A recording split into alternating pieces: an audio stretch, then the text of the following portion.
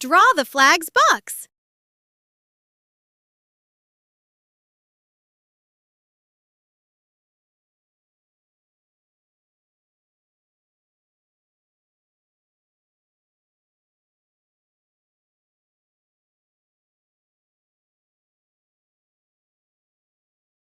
Add a line across the middle.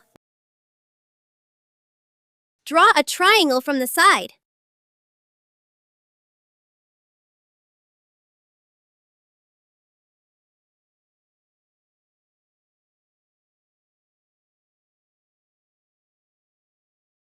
Now color the flag in.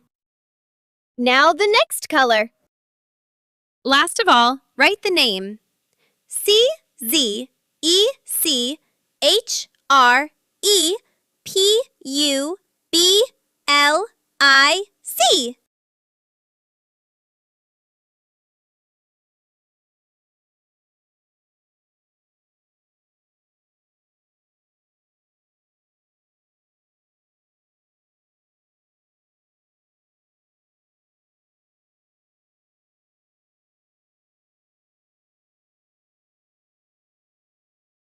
Yay! All done!